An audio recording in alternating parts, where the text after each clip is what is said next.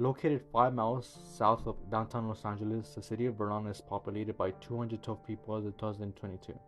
A beacon of industry and business, the city of Vernon houses primarily business-related infrastructure such as production plants, warehouses, and factories. The city of Vernon has composed the industrial buildings, often spewing out pollution daily. From air pollution to ground contamination of neighboring cities, the impacts of the industrial park have spread wide. Facilities such as Farmer John Meat Plant and the Excite Technologies Plant were two of the most detrimental polluters that have picked up in controversy over the last 5 years.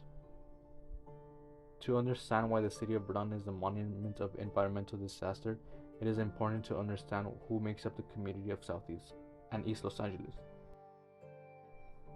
An estimated 295,000 residents living within Southeast Los Angeles, or a whopping 81%, with an estimated of 238,000 people from a Latino or Hispanic background, according to the information gathered by the American Community Service in 2017.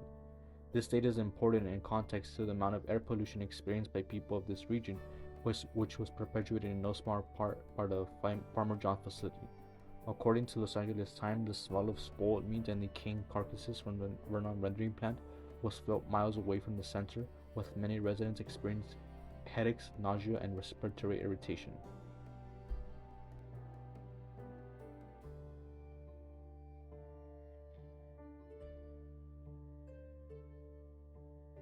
Not far from this site existed Excite Technologies, a battery operating plant that handled the recycling of lead-acid batteries.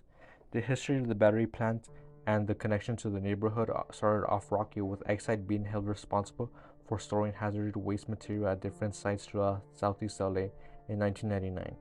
This unethical waste management exposed hazardous material to the surrounding neighborhoods as described by the Department of Toxic Substances Control. As a result, the company was fined $40,000. After this, Excite was hit with fine after fine for violations that had to do with air quality and hazardous waste material. Fines ranged from $5,000 to $119,000. 13 years after its inception, Excite was still on the receiving end of numerous environmental violations. In 2013, the Department of Toxic Substances Controls have found that the company's underground pipelines contain high levels of not only lead, but also arsenic and cadmium. The announcement of the closing of the facility came with pushback from Excite itself in addition to external resources. Judicial support from the judge allowed Excite to contest its own shutdown and publicly reject the findings of hazardous materials affecting the public. In the scenario, the idea of environmental racism is in effect, as a judge presiding over the case fought for the company to remain active despite public outcry over the negative effects of the low-income community housing of people of color. Excite, a company controlled by white men in upper brackets, proves that environmental racism is in play. Connecting this idea of environmental racism to the work of David Pello, the prospect of environmental justice studies finds that evidence polluting facilities single out areas in which people of color are housed. In fact, polluters target these areas in an action known as clustering, a practice where facilities themselves move into neighborhoods of color to expel high sources of environmental hazards rather than being singular sources of pollution. Pello goes on to say that this realization has emphasized the motive of environmental justice studies to tackle the unethical malpractices of polluters such as Excite.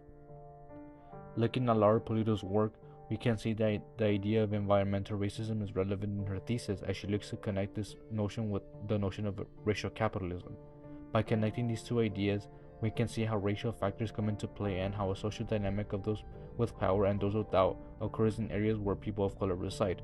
In addition, she mentions the idea of state being an adversary of environmental justice and how activism should focus on looking at it this way rather than an ally, due to its efforts that often look past the needs of the minority community. Much like the judge presiding over the case of Excite back in 2013, there are factors in which the state should be held responsible for the harm done regarding the environment. Excite shut down in mid-2014 for being unable to comply with safety regulations. As a result, 120 employees were laid off, many working-class Latino in the area. Political support from notable politicians such as Assembly Speaker John Perez, State Senators Dianne Feinstein, and Robert Boxer supported the local community to fight for the shutdown of the plant. The State Senator Kevin DeLeon did his part in support of the shutdown with an introduction of the bill in the State Senate. Sometime before, a meeting at the Resurrection Catholic Church in Boyle Heights hosted 200 community members to discuss the plant's closure.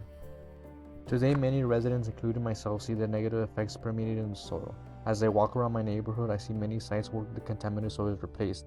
Advertisements for salad neighborhoods to get the blood checked are part of my feed on my social media. The great urban view of Vernon is constantly reminded that corporations will do as they please despite the outcry of residents who suffer at the hands of pollution.